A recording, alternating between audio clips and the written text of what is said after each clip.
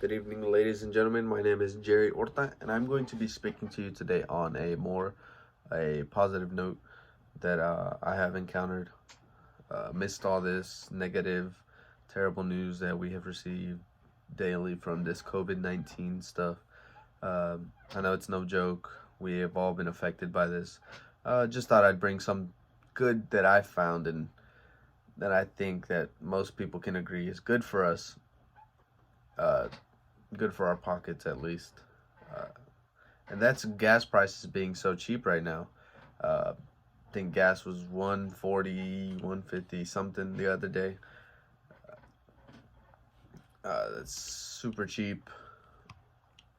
But it also brings the question as to why is it so cheap and what else is going to be affected by these cheap gas prices.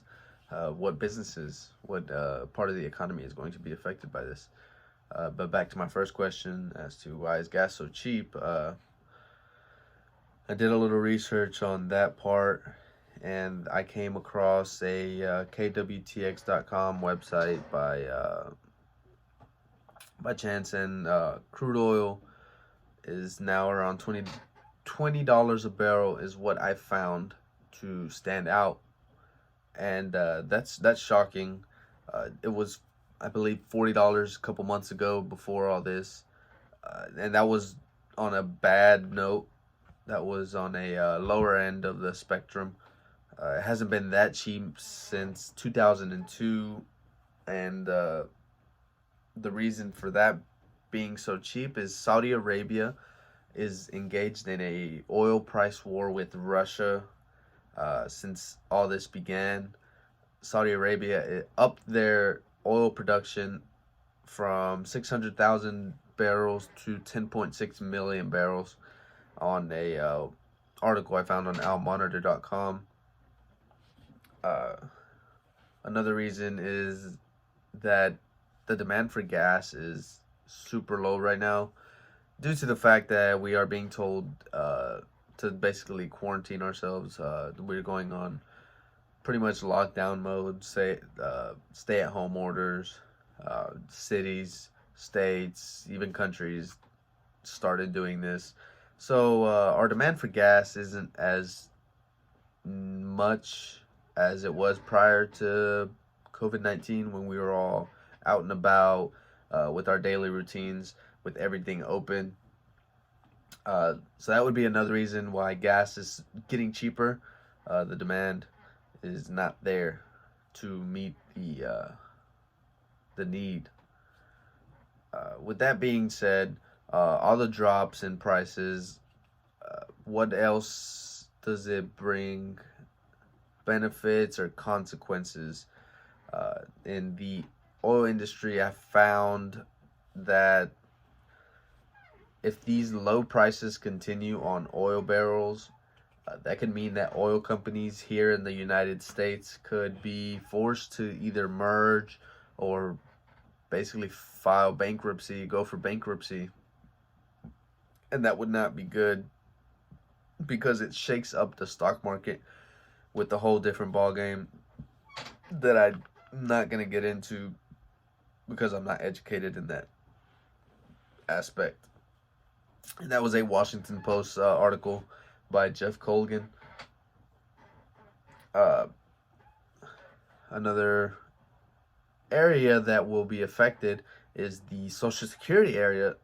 Shockingly, I found that article to be very interesting because it said that Social Security recipients are going to basically get less than expected, less than they hoped for, because the cost of living is what they go based off of. And if gas is cheap, apparently there's a correlation with food and apparel.